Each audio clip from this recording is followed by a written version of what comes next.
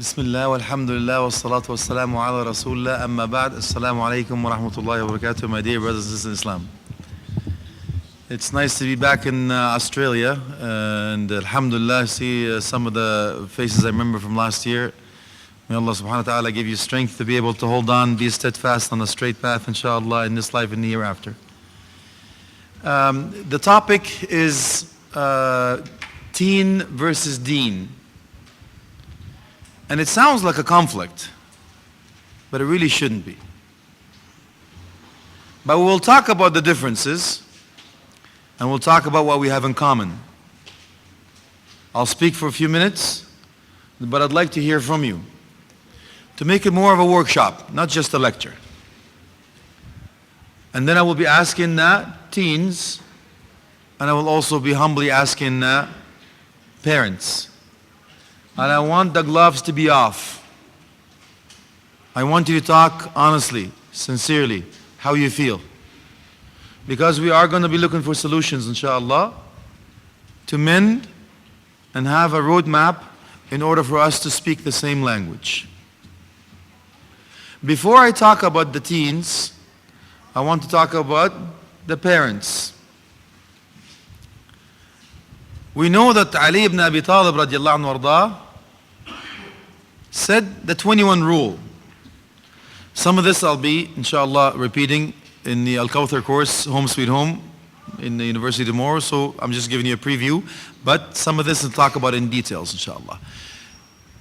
The concern here is, how do you deal with them before you ask him to be this perfect teenager that you're looking for? Did you do your homework as a parent? Did you choose the right husband? Did you choose the right wife? Did you raise him righteously? Did you sow that seed in the fertile ground? Did you quench that tree, meaning your wife, with the righteous money, income sources, lawful, unlawful? The fruit of that tree, your children, will become lawful or otherwise. Did you listen to Ali ibn Abi Talib radiallahu anhu warda? 21-year factor. The first 7 years, give them all the TLC they want. Not the TV channel, but the true tender love and care. Second 7 years, you give them the discipline, raising, commands, orders, teaching. The last 7 years is being a friend. So when I talk about teenagers, I'm asking the parents, are you a friend? Do your kids run to you when you come from work, or run away from you? It's a measuring stick. Are you really being fair with them? What I mean by that is, do you put yourself in their shoes before you judge them on certain things? Of course, most of us as parents think we're what? Angels. We have a hair on our head. We were born, and you skip that teenage era, and your parents, you forget what you did as a teenager. And then when your teenager comes and does something, you go, what? Haram, hellfire, did that, did this. And you forgot that you used to do exactly the same thing that your teenager is doing. So the message is very simple. Did you not make a mistake before akhi and ukhti? Did you not commit a sin before akhi and ukhti? I'm talking to the guardians. Do you have an open session with your children? Do you have an open door policy with them? When they come to you and open up, they pour their heart out to you, how do you react? Do you listen, or do you just give commands? Do you compromise on certain things, turn a blind eye? Do you really go there and give him, I understand, I'm here for you? Are you the drill sergeant? When you come home, the kids say, oh, here comes trouble. Big difference. How was Prophet Muhammad ﷺ with Fatima radiallahu anha ardaha? Did he not get up and give her space? Did he not kiss on her forehead? Do you do that? Do your kids think that you're cramping the style? Do you understand their language? Do you know what bling bling means? Do you know what cod is? No, it's not a fish that you eat. The young is smiling, I know. I have my own. So I listen to them and I learn from them. Do you make sure with the children? Do you ask them, what do you think? I'm listening to you. You are important to me. Do you delegate responsibilities to them? Do you empower them? Do you make them feel self-worth? Do you give them the confidence? Do you give them a chance, at least to try? Do you say, when I was your age? Do you still use that broken record? When I was your age, I used to walk to school, bare feet, in the snow, uphill, both ways. Huh? Look at that. Uphill both ways. Huh? It sounds familiar. You're laughing. Apparently your fathers used that on you before. When they come to you, what's the first thing you do? Do you listen, find out, or go to your mother? When you hear a noise, you find out why? When they come and complain to you, you just hit the other guy? Because parents, apparently, according to Bill Cosby, are not interested in justice. They want quiet. What happens? Now, to my brother from another mother, and that sister from another mister, I know they're upstairs and they can hear us. Which one are you, Akhi? Abu Bakr or Abu Jahl? Let's talk straight, inshallah. In front of your parents, what are you, man? Abu Bakr, of course. What do you speak like? Father. Oh, mother. Of course, the sisters are wearing the hijab, the brothers are wearing the kufi and stuff. As soon as they leave home, what happens?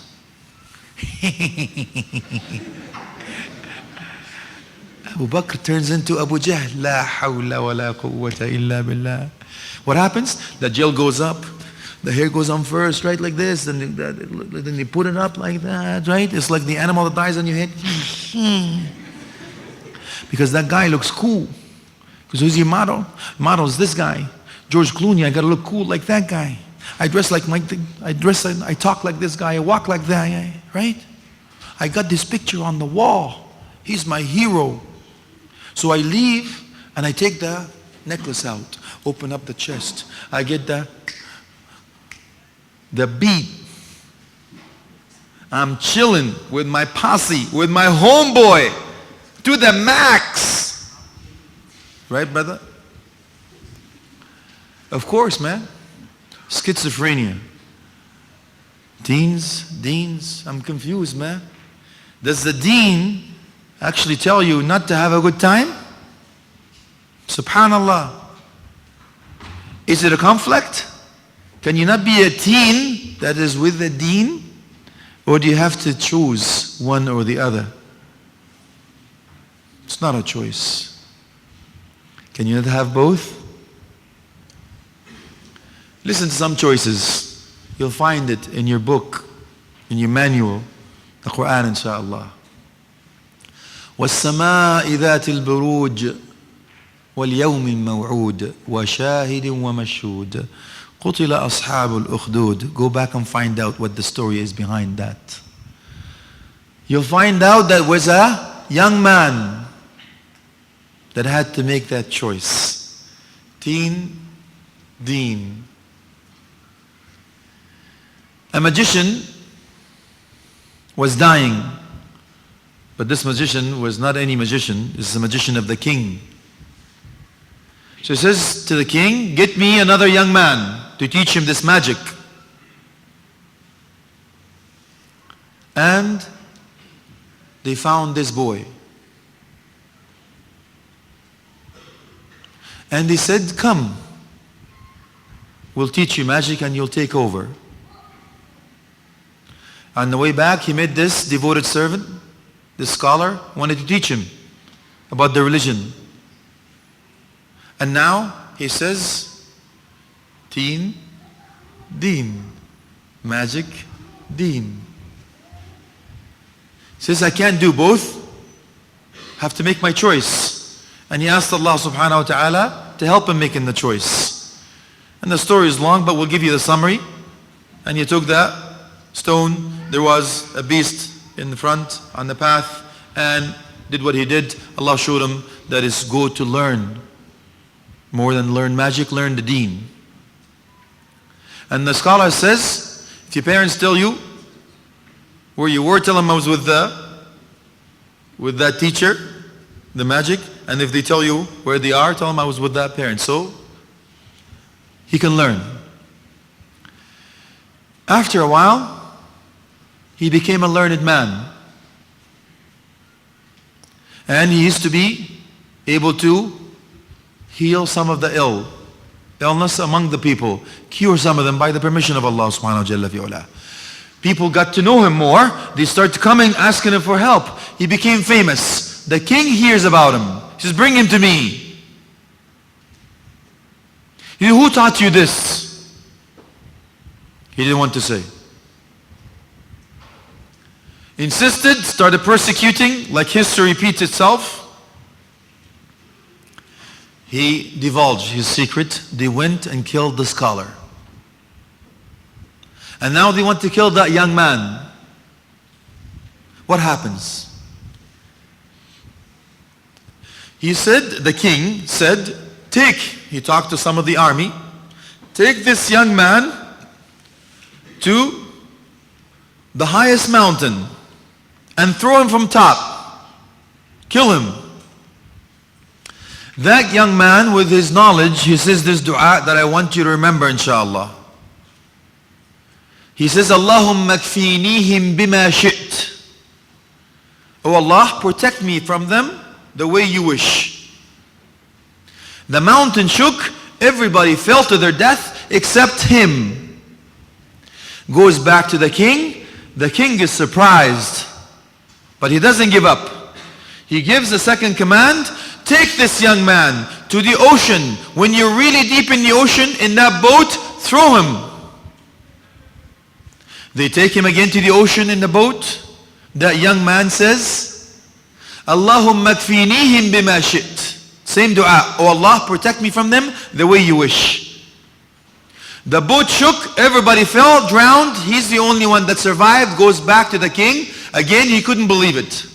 He says, don't waste your time. You will not be able to kill me. The only way you would be able to kill me is to gather everyone in this village and take this arrow and declare to everyone, before you throw this arrow, when you put me on the trunk, say, Bismillahi Rabbi hadha al-ghulam. In the name of Allah, the Lord of that boy. So reluctantly, the king wants to get rid of this danger. Apparently knowledge and the righteous youth is a threat. Because nations are built or fallen because of their youth. So that king was smart. He says that's danger. That's why you will find people fighting you if you're on the righteous path, including, you're right, your parents. Sadly enough, we hear the stories. Sister calls us on the phone and cries, says, my father says if I wear the hijab again, I'm going to disown you. The father calls me on the phone and says, help! So I think there's a disaster happening at home. Somebody died? Somebody was this? Somebody, accident, what happened? Somebody, he's my son is going to pray Jama'ah and Fajr in the masjid and he's starting to grow a beard. Call 911. Oh my God, call the CIA, the FBI. It's terrible. That's a terrorist. Get him off the list. Subhanallah. So the man, because the king wants to get rid of this dangerous, he calls the people. He listens to whom? He listens to a young man, a boy. A tyrant king listens to that young man because of what? His faith, his aqeedah, his belief, his iman. Subhanallah. The power and the strength of iman when you have it, akhi, nothing is like it. So the tyrant king took his advice and listened to him. He got the people all together. He put them on the trunk of the tree. In front of everyone he says, Bismillahi Rabbi hadha al-ghulam. In the name of Allah, the Lord of thy boy. And they let go the arrow. With that arrow went the soul of one of the best young men that ever lived. You think you're nothing, right, akhi? You feel like a nail in a big tire that's going around. Feel hopeless, helpless, powerless. No purpose of life. Nothing. I'm just there. I'm just one person. What am I going to do? And you forgot that this whole ummah started with one person. 1.5 billion, 1.7 billion Muslims started with one. You think you're too young, you can't do nothing. Subhanallah. What about Usama ibn Zayd? He was, one narration says, 18 years old when he led an army of the best of the Sahaba, radiallahu anhum ajma'een. Prophet Muhammad sallallahu alaihi wasallam put him in charge. You still think you're too young. You don't know what you're doing. Why were you created? I asked that question. And you give me the answer. I believe last year. وَمَا خَلَقْتُ الْجِنَّ وَالْإِنسَ إِلَّا لِيَعْبُدُونَ. I have not created the jinn and the ins except to worship me. But remember, I say that's not the answer I'm looking for. The question is behind the question, akhi and ukhti.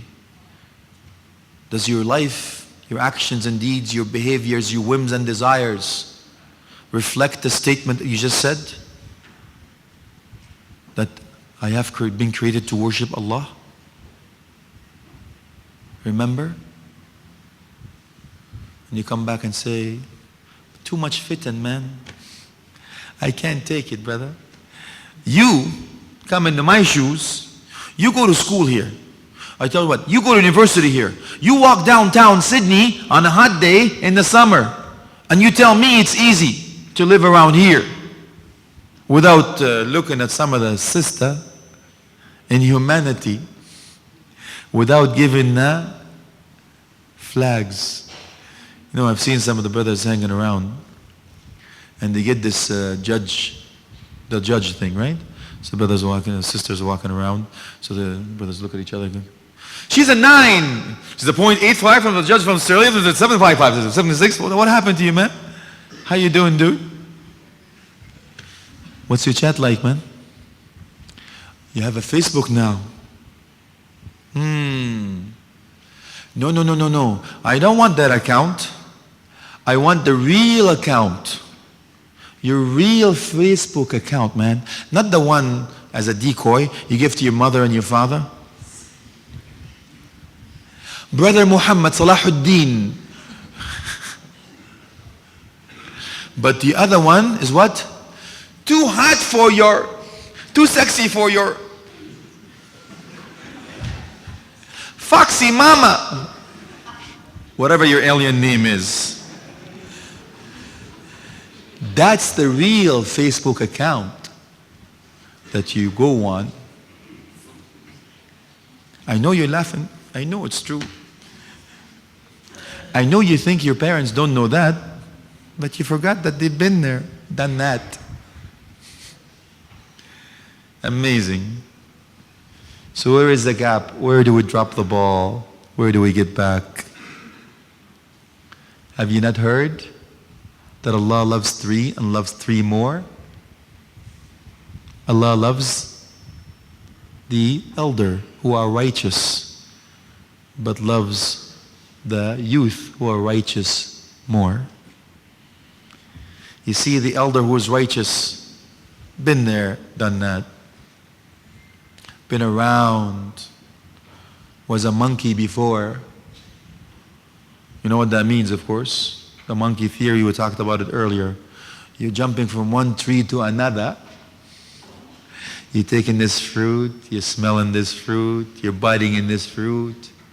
You like this taste, you like this color, you like that smell. You're taking the car for a ride. You're painting the town red. Yeah? There's bar hopping. I know, man. Of course, you're there, but remember, he's done that. So now he's getting older. He's gotten married. He's got the kids. He's got the receding hairlines. He's looked at himself in the mirror and says, there's some lines below my eyes that were not there before.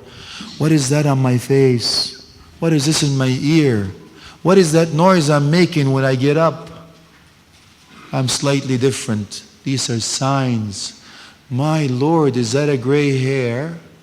I must be close, so I should be good. But you don't have that. You think you're indestructible, invincible. You're the man. Who's the man? You're the man. My man. But that's why Allah subhanahu wa ta'ala loves you more if you're righteous in the youth. Because the tests are stronger. New and improved, industrial strength. They're everywhere. They come fast and furious. Not the movie, Ayyam al-Jahiliyyah. No, for real. And now you think, so what important is that, man? Oh, there's a hadith, right? Yeah, there is a hadith, man. It says there are 7 types of people Allah will shade on Judgment Day where there is no shade except His shade.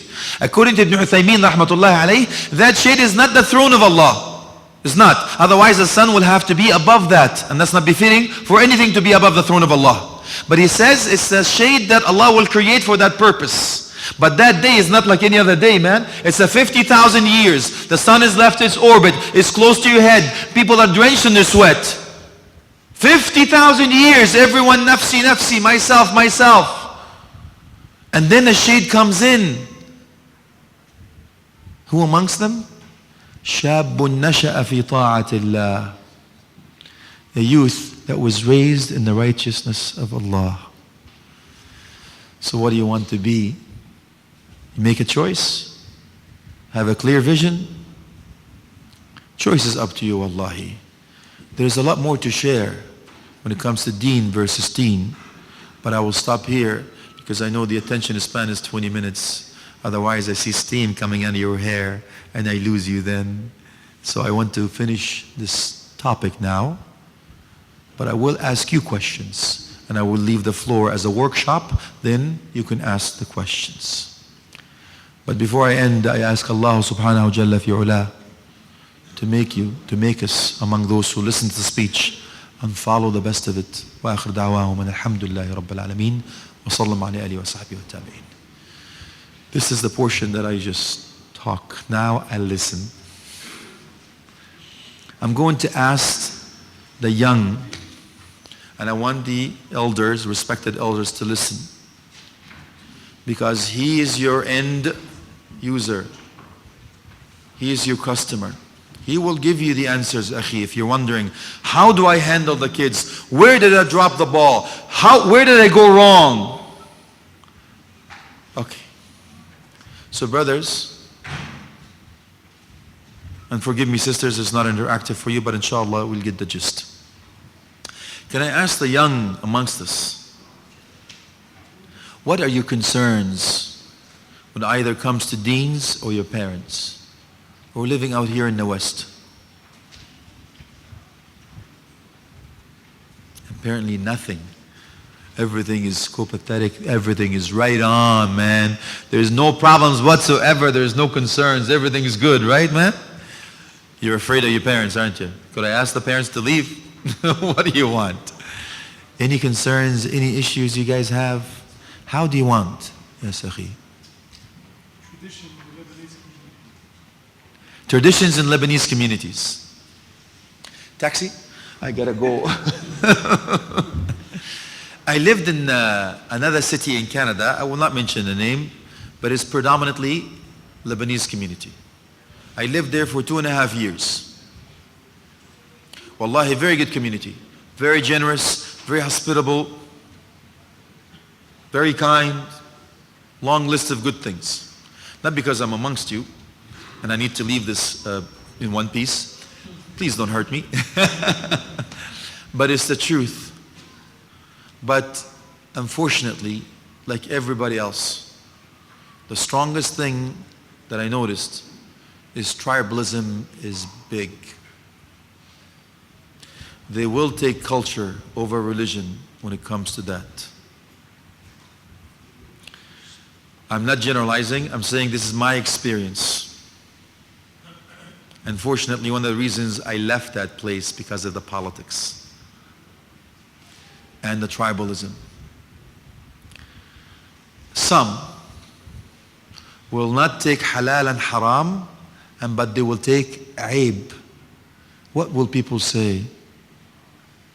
They don't worry about what will Allah say.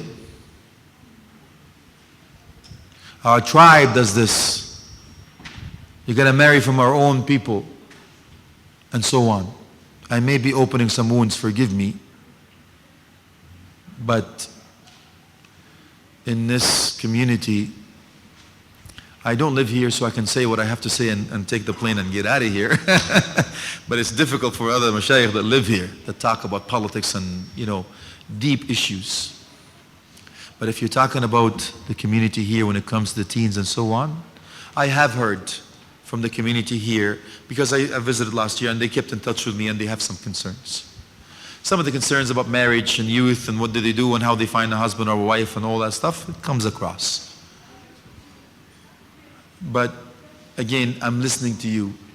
What do you think the solutions are? What are your concerns, guys? Your parents make it difficult for you? They don't understand? If you like a girl, they say no. If you like a guy, they say no. Why? Because of the two conditions or the four conditions? Because of what Prophet Muhammad ﷺ said? The man has to have deen and khuluq. Is your parents saying no to that guy because he doesn't have that? Are they saying no to the sister because she doesn't have the four characteristics? The wealth, the beauty, the lineage, and the deen? You'll find out sometimes, unfortunately, they're not saying no to that. They're saying no because they're from a different tribe, or a different country, or a different this, or a different that. But nothing wrong with the deen. But they will give the youth to their cousin, whatever. They made a deal already when they're born. And even though they don't pray or whatever it is, but that's cool because it's from my own. So I'm hoping that's not the case. And if it is, please come back to the Quran and Sunnah, inshaAllah. You'll find the solution there. Any other concerns? May not exactly hear what you want, but this is what I know, wallahu a'lam. Let me hear from the respected elder now. The guardians. Is there a disconnect with you and your children? Are they driving you up the wall? This is how you get the receding hairlines? These kids are driving me nuts. Is this how you get it? You don't understand these people? What are the concerns? What are the issues? Yes, Akhi.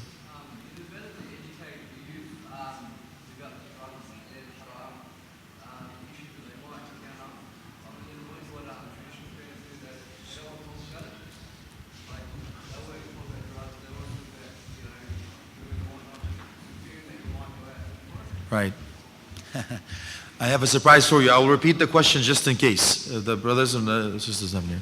The brother says, if I have an issue, if the teen, not him, if has an issue with the drugs or women or anything like this, the parents don't want to talk about it. They're afraid that you're going to go look for it or whatever. I have a surprise for you. You can get a PhD in this stuff. If you think that they don't know much about it, they can teach you a thing or two about it. This youth here, guys, as I said, they're in new and improved industrial strength, man. They're born and raised here, dude. They're not like you, born and raised somewhere else where everything was not the same. So if your child comes to you, tells you about something he wants to open up to you, and you say you don't want to talk about it, who do you think they're going to go for? Their other friends. Statistics show that when they ask the teenagers, based on what you make your decisions, long time ago they said family, church, friends, TV. Long time ago. 20 years after, they took the youth and they asked them, based on what you make your decisions, church was out of there. Meaning religious aspect was out.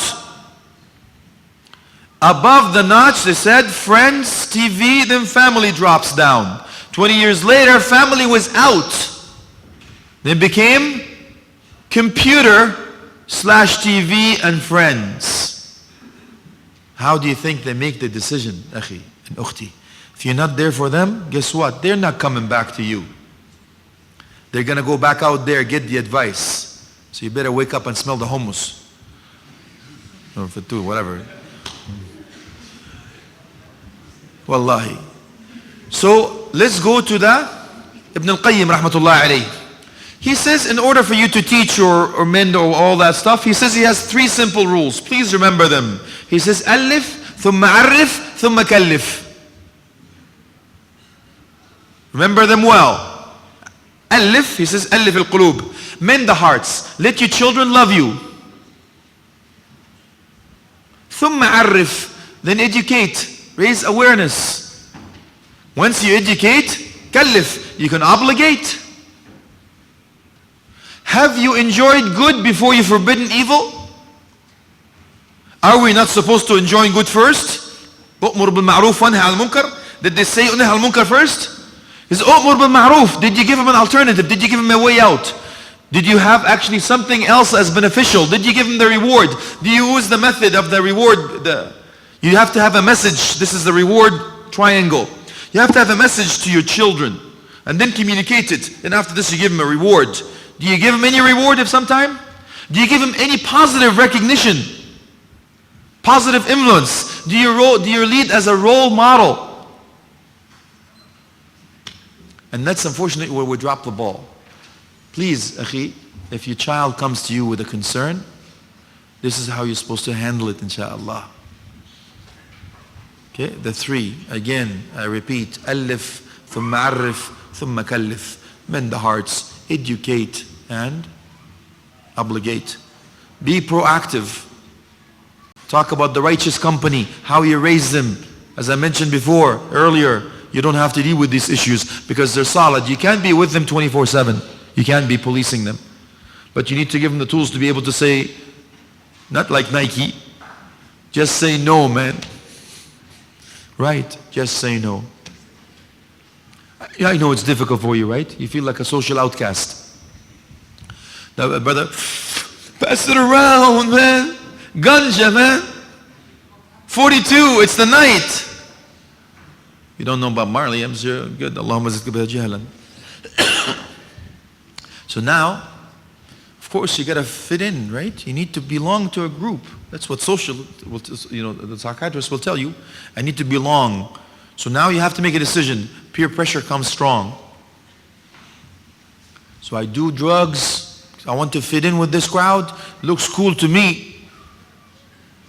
Or they're going around and drinking, what are you drinking? Hey, Bobby, how you doing? Yeah, I'll take a beer. I'll take a martini. I'll take. Hey, Mo, what are you taking? Milk. You feel like a social outcast, right? You feel like an idiot. So who you hang around, man? Who you hang around with, akhi? To learn about this drugs, sex, and rock and roll. Okay, the company you keep, my brother, will help you through. But if your child comes to you, please don't close the eye, don't turn the cheek, don't close the gate. Listen attentively. Be there for your child. If you're not, he's going to get advice from someone that you don't want that someone to give your child an advice. And by the way, I don't have time, right? I don't have time for you, man. You know, there's this child that wanted to spend some time with his father. So he asks him, he says, Dad, how much do you make an hour? He says, get away from me. He's angry. He just came from work. He's upset. Doesn't have time for this. Stressed out. Pressure. So the child turns around, walk away crying. And then the father calms down, recognizes that he made a mistake. And he goes to his father, son. The father goes to his son, he goes, son, I'm sorry. I make $10 an hour. The son takes out something. He says, Dad, I saved some money. Here's $10. Can I have 1 hour of your time? Allahu Akbar. You don't have the time. You don't have time for your kids. You will have the time, I assure you, akhi. If you don't have the time for them now, you will have the time for them later. You know how? In prison, in rehab center, worse yet, in the morgue, where you have to bury your own son. It's supposed to be the other way around. Your son is supposed to be burying you. But he got mixed with the wrong crowd. He's now with the gang. He's got drugs, sex, and rock and roll, and there's a shooting. He's dead. You have time for him now. So you better have time for him and listen to his questions and concerns before it's too late. Allah help you, inshallah. Any other concerns or questions? Yes, Akhi. I find that a lot of parents will send their kids to Islamic school or Sunday school, whatever, and they feel like they've done their part. But what you're saying that you should first mend the heart, mend the hearts, and then teach. But what should the parents focus on? So if they have to teach, they can't sit and, for example, teach Hafs Quran or whatever. What should the parents be teaching? What should the focus be? With the limited time. MashaAllah. Okay, the brother is asking, you know, the parents sometimes put their kids in a part-time Islamic school. And in a limited time, you know, with them, what should they be focusing on and all that stuff. I always say, if you don't have the quantity, you better have the quality. Okay, if you don't have the quantity of the time to spend with your kids, you better have the quality of the time you're spending with your kids. Okay. You're driving, for example. According to you, what do? You sleep on a video, right? Put the DVD, man, because the kids are we there yet? Are we there yet? Are we there yet? So you want what? Peace and quiet. Now you kidding me? I don't get off my back. Here, slip this, watch this. You miss the boat, man. This is captive time. This is a time where you can bond, learn something, discuss, talk about issues, play a game. But no, man, I don't have it. So what do? I go be proactive. Be proactive. Raise him with you. Take him with you in Fajr time. Given you're going to this masajid in Fajr time.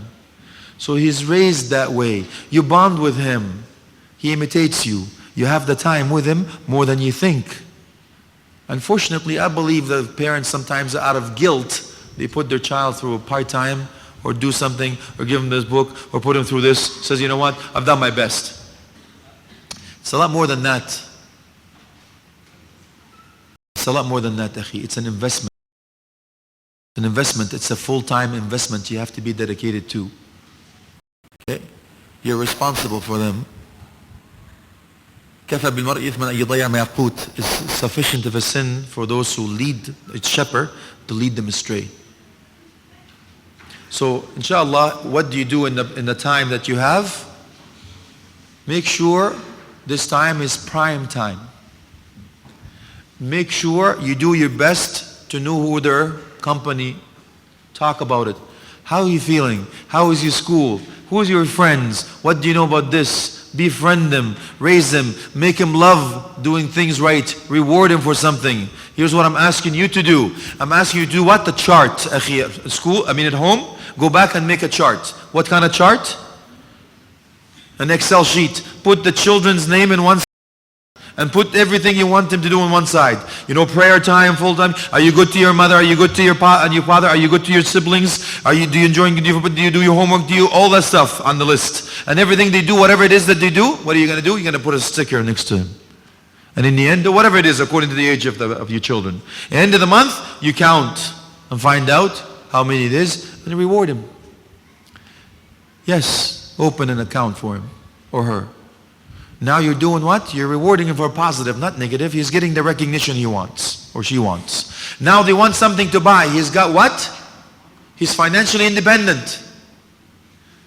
Now you're giving him the financial independence. You're investing in this. You're delegating responsibilities to them.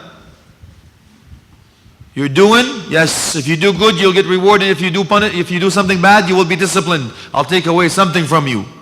You explain the concept well, hands-on. You have a halaqah every week at home. Every home should have a halaqah at home. Every home should have a halaqah, weekly halaqah at home. Read Surah Al-Kahf together. Teach him one hukm a week. You tell your child, you will be explaining this verse next week. You'll explain this hadith next week.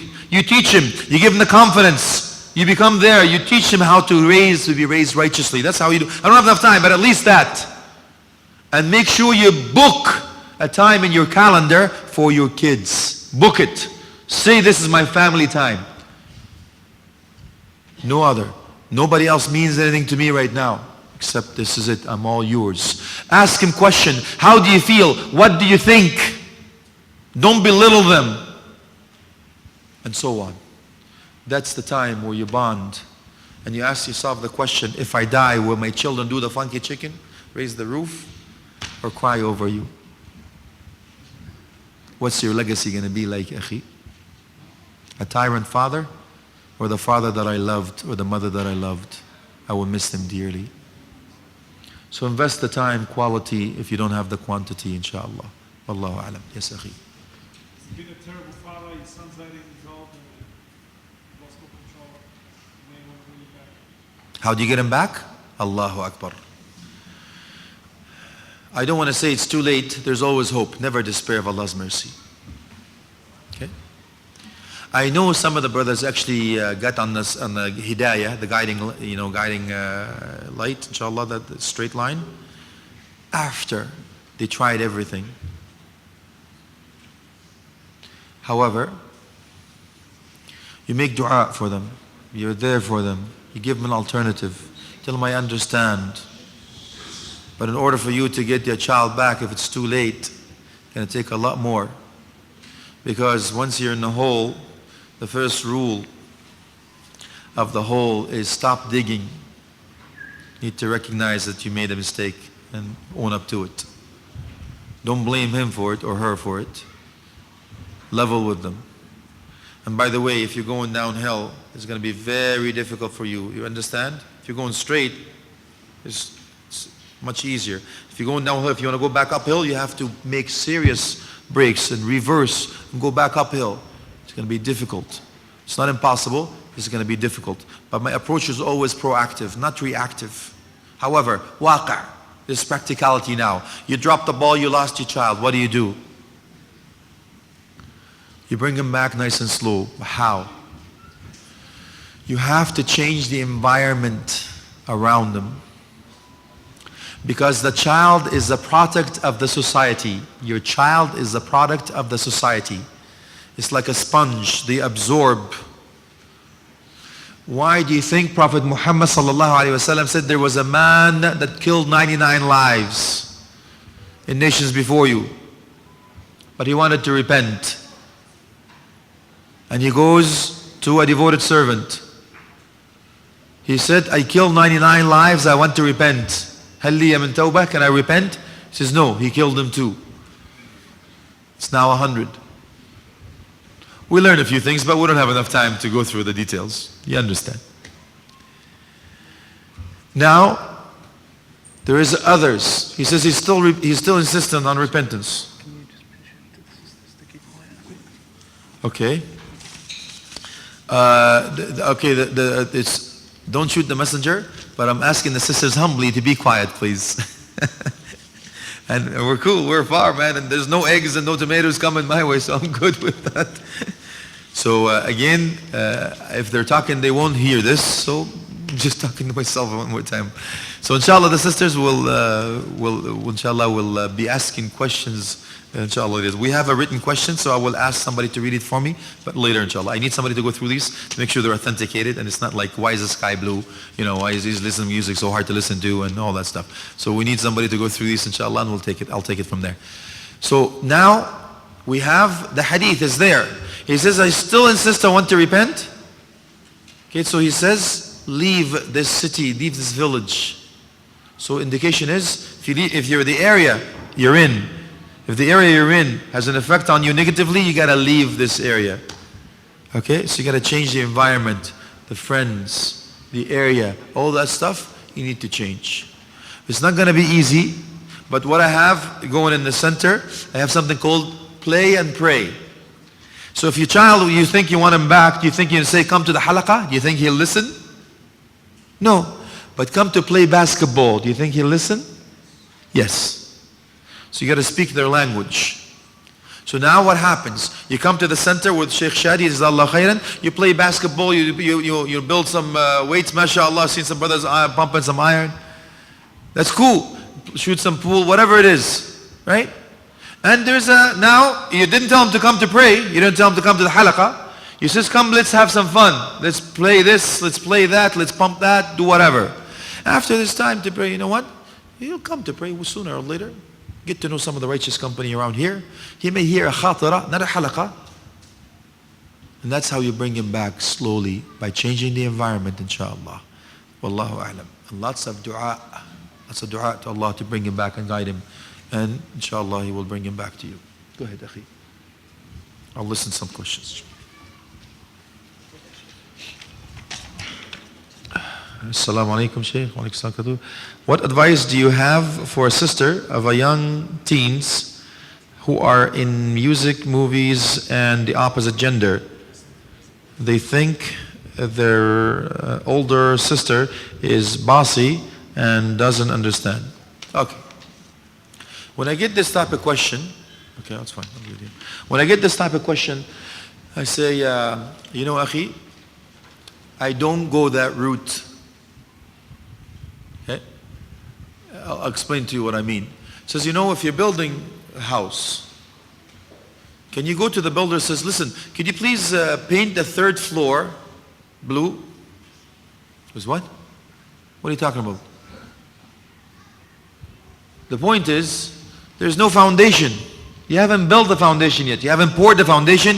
You did not build the first floor, nor the second floor, in order for you to tell me what to do on the third floor. This is an end result. This is, look at the root cause, guys. This is an end result. Right. So what happens? The scholars tell you, you increase their iman. From the fruit of their iman, they will leave this stuff. Because if you go to the youth and they don't have their iman, is so weak, they don't even know how to pray right, man. They don't have the ABCs of Islam under their belt. And you tell them, listen, don't listen to music, don't, you know, I killed your mother, I raped your sister, I killed my brother. What? What is that, man? Don't watch movies, don't do this, don't do that. I say again, how were they raised? What company they keep? Again, go back to rule number 1, root cause analysis. So I say increase their iman. How do you increase their iman? Increasing righteous deeds, decreasing lower deeds, and so on. That's increasing. Of the fruit of their iman, when their iman is increased, they will automatically leave this. But if you tell a child now or the teen that he's got like things hooked here, music in the shower, music everywhere, and you tell him don't listen to music, he's going to tell you take a hike. Hit the road, Jack. He won't listen. Doesn't make any sense to them. Not now anyway. Okay? So you gotta just speak their language and take them there gradually. Change the environment, please. It's not this is the end of it. Don't do that. It won't work. If it is, it's temporary. You're given a band-aid solution. You need to dig deeper. Root cause analysis, please. Allahu Alam. What do you do when you have a teen that loves music? Okay, we talked about that, so I won't address this one. What do you do when your teen doesn't make praying as a priority? Okay. How do you encourage the teen to pray? Okay, I got the gist. Prayers. Okay. When did Prophet Muhammad ﷺ say in the hadith to start asking your kids to pray? Did he say teens? No, I heard it right. 7 years old. 7 years old, man. مروا أولادكم للصلاة لسبع واضربوهم عليهن لعشر وفرقوا بينهم في المضاجع. Command your children to pray at 7 and discipline at 10 and separate between them in beds. Look at that. Even though the pin is lifted from the young till they reaches puberty. So why is Prophet Muhammad ﷺ is asking you to tell your children to pray at 7 years old? Anyone? Why?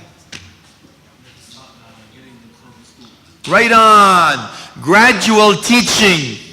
Do you think if you don't let your children pray till they reach the age of 15 or when they age puberty, or your daughter doesn't wear hijab, wears bikinis and whatever, and all of a sudden they turn on a dime on 15 years old, or when they reach puberty and now wear hijab, do you think that's going to work? Allahu Akbar. No. So I actually gave one whole lecture how to make your children love prayers. And I've given that. Let's just give you some hints. I've given you some of it. I said the reward system. Get the chart. Get the triangle theory going. Right? Talk about the futures and benefits. You will be in sales now. Guess what, champ? As a guardian, you're in sales. You got to sell them this idea. So in sales, what do they tell you? You have to have futures and benefits. Futures attract, benefits sell. So you got to talk the good, the bad, and the ugly. Did you know about the reward? But what are you going to start? With the ugly? No, you're going to start with the benefits. You're going to start, you know what? If you do this, you get the reward in heaven for every time you prayed here. There's a gift for you in that. You want this, you talk their language. You want PS3? Over there, man, you can get the largest screen on PS3 and you don't have to download anything. The software is free, dude. You can upgrade, you can play on anyone around the world, and you will be the winner, the champion on top all the time. Prime time. So you speak their language, you go, hey, I want that 2, 3, 4. You want this? You want that? You want that? You want this? You got it there. What do you have to do? Down payment. You got to pray. There's a stick and the carrot. And guess what, man? You tell them the good, now you tell them the ugly. If you don't pray, you're worse than shaitan, man. Did you know if you don't pray, you're worse than shaitan? Because shaitan was commanded by Allah to bow down to Adam and he refused. But you were commanded to bow down to Allah and you refused. Which one is worse? The one that refused to bow down to Adam or the one that refused to bow down to Allah? You go, ooh, some sense now. It's making sense. I got the good, the bad, and the ugly, positive. Futures of this, here's what happens. The reward of that is this. Starting to make sense. Speak their language. Take it there slow. But the teenage doesn't pray. You drop the ball. Forgive me, ukhti and akhi. I'm telling you. You drop the ball somewhere along the line. It's never too late, but it's going to be a little more difficult. So we go back to the hadith. Command your children to pray at 7. To start there. And discipline at 10. And separate their beds, because now that even some of the scholars talk about, sexualities and even homosexuality, lesbianism, all that stuff is from this hadith. Prophet ﷺ talked about this over 1400 years ago and we didn't listen. Separate them. You don't have this head to foot thing, right? Because you have 7 kids and you only can afford 1 bed. I'll help you, wallahi. Okay, but please, it's not our topic, but at least concentrate on that. That's one way to do it, inshallah, on the prayer. You are now, remember, you're given the benefits, you're given the futures, you're explaining why and what happens if you do, what happens if you don't. And lead by example. You have to lead by example, otherwise we're not there. Oh, shaitan? Okay, so we'll do this and we'll close it up, inshallah. We got 10 or 15 minutes left, so we'll take some of the questions and we'll move on, inshallah. I'm a single parent. I'm a single parent mom. Can you give me an advice how to split the time between my kids, because they are different ages. I want to do my best to raise them the right Islamic way. MashaAllah. May Allah help you, ukhti. May Allah help you, ukhti. May Allah help you, ukhti, inshallah. It's not an easy task indeed of a single mother raising the children on her own. Very difficult task indeed, ukhti. Now, I don't know how your children, how old they are, but I would certainly at this point delegate responsibilities to the elder. Okay? To teach the younger. I do this with my own daughter. Wallahi. Okay? When I take her to the school, we'd say there's adhkar on the way. Now she memorized the adhkar. You know, you slip, what's on their MP3, man? What did they download? What did they listen to? Okay? So you don't have the time, you need to delegate ukhti. That's number one. So when you're older now learns, you teach. Now she can teach. She gets the reward. You get the reward. She gets the ownership. And she also gets rewarded. You tell her, if you do this, I'll do that for you. Whatever it takes. Okay? So, but there is a smart mother, ukhti, long time ago, that says, she was asked a question, who is your favorite child? She says, the far till he comes near. Meaning the traveler till he comes back home. The young till they grow. The sick till they're healed. So you can divide your time, ukhti, but I would recommend highly accordingly, but I would recommend highly to be fair with the time. Because Prophet Muhammad ﷺ mentioned that. You have to be fair with your kids. Otherwise they will not be equal and benevolent to you. So you have to be fair with them when it comes to time. And by the way, you know, we were raised this way. You know, mom comes in to kiss one of us, she kisses all of us, right? So you automatically, when she's kissing 1, 2, 3, so you're waiting, you know, you're doing your homework, whatever, but you know that she's coming, so you just go like this and you keep going, right? It's an automatic. So I'm asking you, if you kiss one of them, kiss all of them. If you hit one of them, hit no, don't hit anything, inshallah. Okay. A young Muslim Shia sister. My parent feels very strongly about me socializing with many Sunni people. And ID or something, idol, I'm not sure.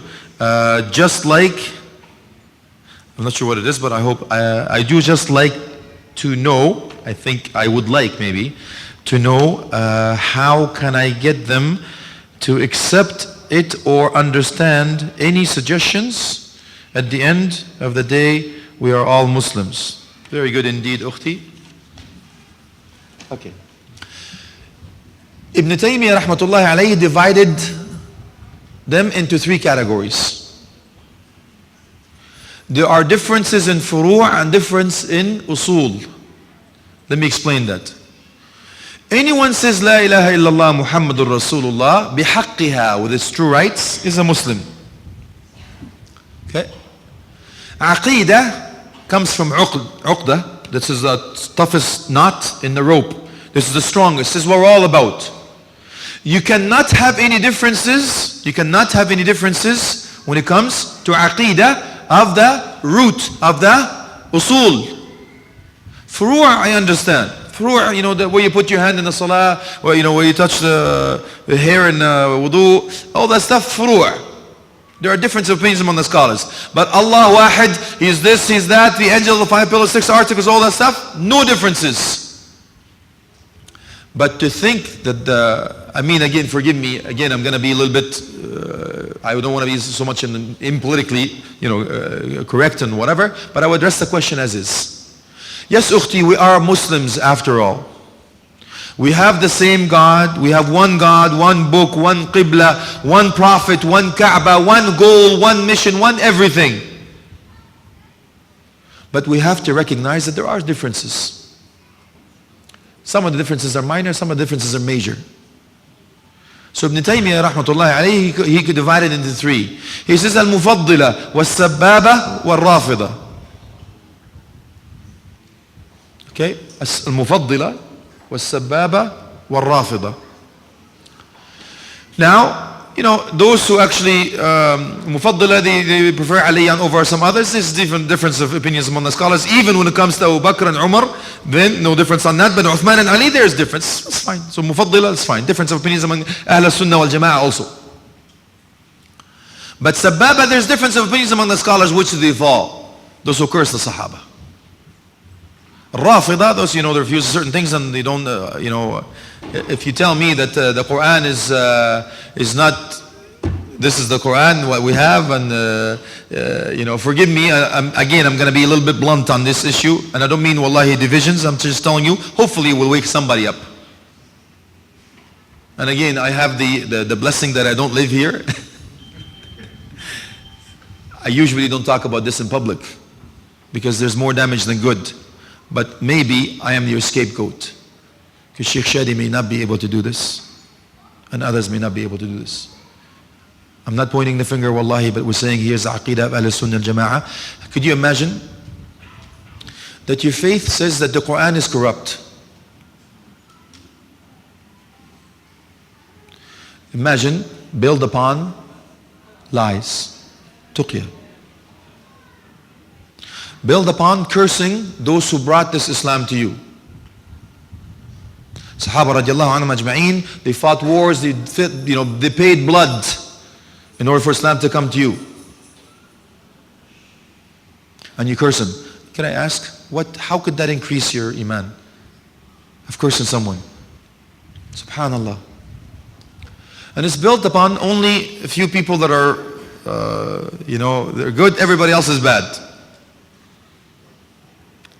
And they actually go against the nusus of Quran and Sunnah and trying to, again, if I talk about this in details, it's big, but I can't. I'm just trying to tell you, Ukhti, I understand the statement, wallahi, and I really appreciate that. May Allah bless you for the intention that you want to unite us. And we're here. The door is always open. Let's go back to the Quran and Sunnah to be our decisive. Allah subhanahu wa ta'ala says, مَا كَانَ لِمُؤْمِنٍ أَمْرٍ إِذَا قَضَى اللَّهُ وَرَسُولُهُ أَمْرًا أَنْ يَكُونَ لَهُمُ الْخِيَرَةُ مِنْ أَمْرِهِمْ. It's not befitting for a true believing man and true believing woman, if Allah decrees a matter and His Messenger, that you will have a choice of your own. So let's go back. إِنْ اخْتَلَفْتُمْ فِي شَيْءٍ, if you differ for something, you go back to the Quran and Sunnah. And you'll find out there's no basis of the difference in the Quran and Sunnah. Okay? So yes, Ukhti, aren't we all Muslims? We are Muslims. I understand the dilemma of your parents trying to say, what? These guys say Abu Bakr radiallahu anh, but we say Abu Bakr, hasha lillah, to say that word, whatever.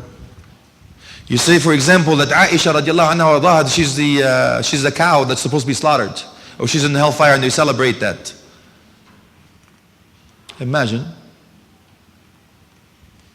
They say, for example, Khan al-Amin, that Jibreel he betrayed. You know what that means, Akhi? He betrayed Allah. But Allah, so he's Amin. He's the one that He entrusted to bestow the message to the prophets and messengers. Is Allah subhanahu wa ta'ala astaghfirullah? Are you accusing Allah subhanahu wa ta'ala not knowing where He puts His message? This is big. Now this is aqidah issues. Yes, we can differ upon furu'a, not usul. So we are all Muslims, Ukhti. Absolutely. But come back to Islam. True Quran and Sunnah. Don't have this hand-me-down Islam. That's what I call it, wallahi. But if you go back and ask him, this is what aba'ana, this is what our forefathers were. But do they have any proof? I've been to so many debates and too many issues, and the scholars don't have anything except they have a book that they hide, and they say the Quran will come back later and all that stuff. If you find out and you actually use your logic, you'll find out that it makes no sense. Do we have differences? Yes, we have differences, Ukhti. Do we have differences? We have differences. But don't talk about differences, talk about one common. Yeah, we can talk about one common, but are you not afraid about what we have in differences? So let's correct the aqeedah, inshaAllah. Okay, so I understand that your parents don't want you to hang around with the Sunnis. I understand. May Allah forgive us and forgive them and guide us and guide them. May Allah subhanahu wa ta'ala bring us back to the straight path. It's always, the door is always open, ukhti. Or akhi, whoever that is. Oh, she's a sister, right. It says right there, she has a sister. May Allah, wallahi, but I can tell you, I tip my hat to you with the initiative that you want to unite. And the arm is always extended, the door is always open. Come, Ahl Sunnah wal Jama'ah, welcome. We didn't change anything. There was no change. The change came from somebody else. Okay? So again, in the end, we're sticking on the Quran and Sunnah, same path inshallah. That the best of generation of Prophet ﷺ that was taught, of the school, the best of all inshallah. But we ask Allah subhanahu wa ta'ala to reconcile our differences, mend our hearts, and unite our goals. We're all for it inshallah. With this, I finish inshallah, asking Allah subhanahu wa ta'ala as He gathered us here in this dunya to gather us in the hereafter. Wa akhir da'wahum alhamdulillahi rabbil alameen wa sallam ala alihi wa sahbihi wa tabi'een. Jazakumullah khairan wa assalamu alaikum wa rahmatullahi wa barakatuh. To listen to or download more Islamic lectures, please visit www.islamicmedia.com.au.